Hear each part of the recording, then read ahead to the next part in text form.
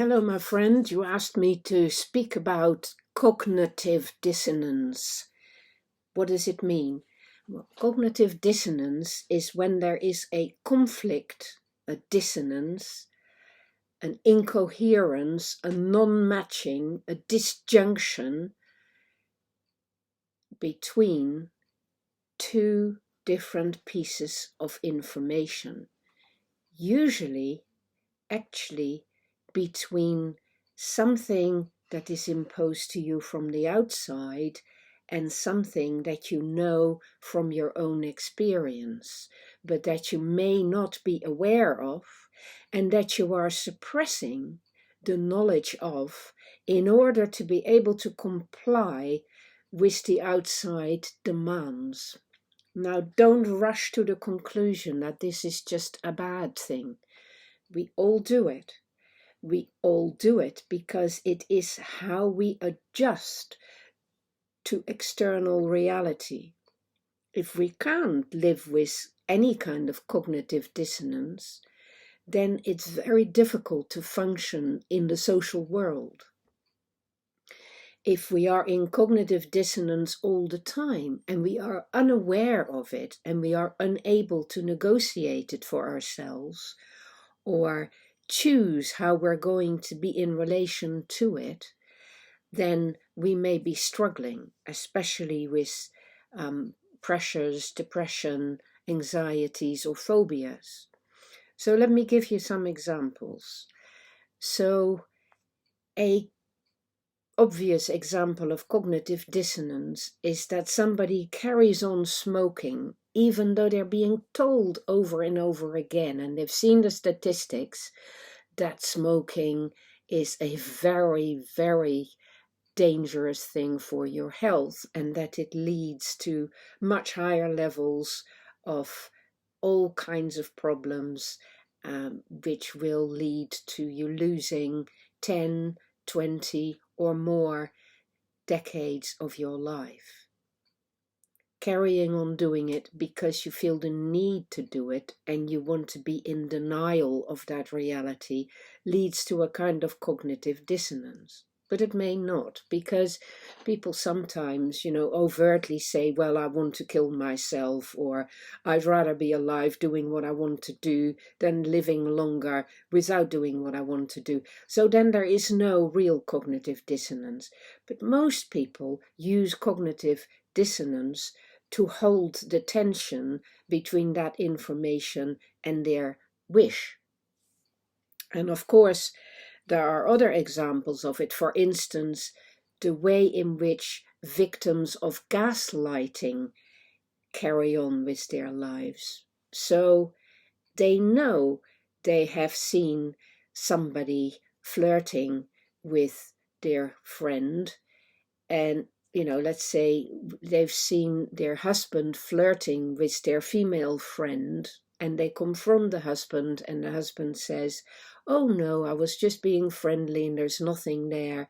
And this carries on, and it grates on the person, but she feels she has to suppress her suspicions because otherwise she's being told by the husband that she's becoming a bad person. So she's being misinformed about what's going on. And there is a cognitive dissonance because between what she makes herself believe because she wants to stay close to the husband and what she's perceiving for herself.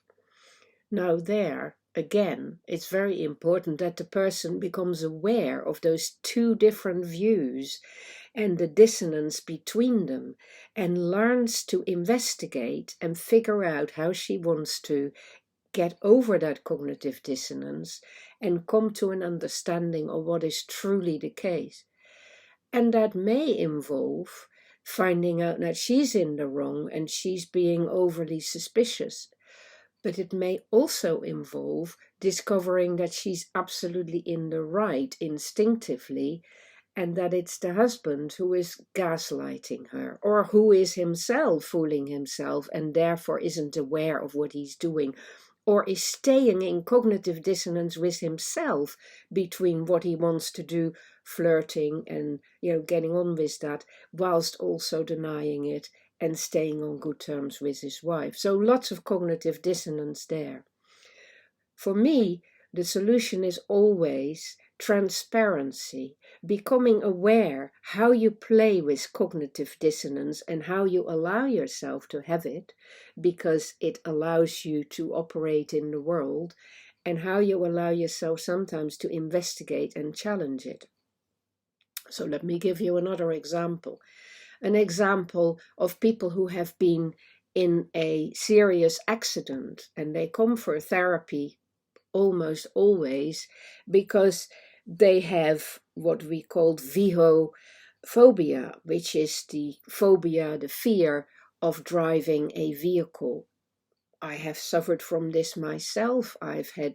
Early on in my life, I've had several accidents on bicycles and motorbikes, not in cars, and they made me quite anxious about being on bicycles again, especially after the motorbike accidents. I definitely had become aware of the dangers of traffic, which is a reality, in a way that I couldn't forget.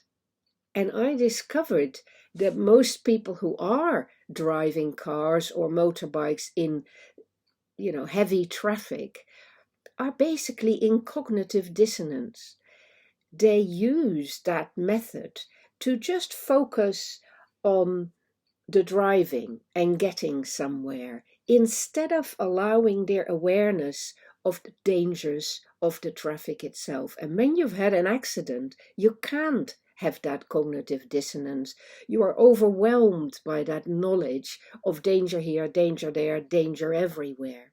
So you need to retrain yourself to use that cognitive dissonance and that ability to kind of deceive yourself into the belief that it is fine and everything's going to be okay, and that if you focus and you keep going and you have an objective and clarity enough about what you need to do and what is happening, and being careful and cautious but not idiotically afraid about it.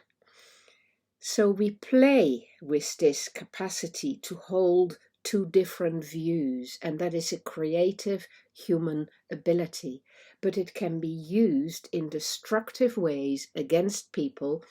Politicians use it against people all the time by simply denying truth about things and disinforming people about things, and many people get hoodwinked about it, and then they feel uneasy and they think, but it isn't true. We're not better off than we were 10 years ago. Look, I'm struggling in this way and that way. And there comes a point where you have to take that kind of cognitive dissonance absolutely seriously and figure it out for yourself. But never think that cognitive dissonance is just all bad. It's an important instrument to learn to use.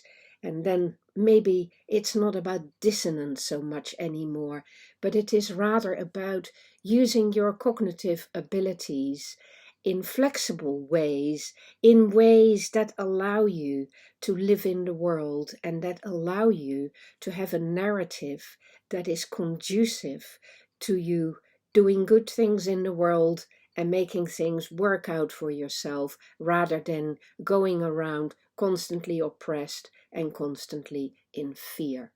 So as with everything human, all of our abilities and all of our experiences have positive sides and negative sides, and it's not about just getting the positives, it's about recognizing what is happening to you, being aware, and using your capacity for understanding to free yourself of the pressure of being thrown into cognitive dissonance by the world, or deliberately so by other people around you. Free yourself, own your mind, be aware, play with it. Take care, my friend.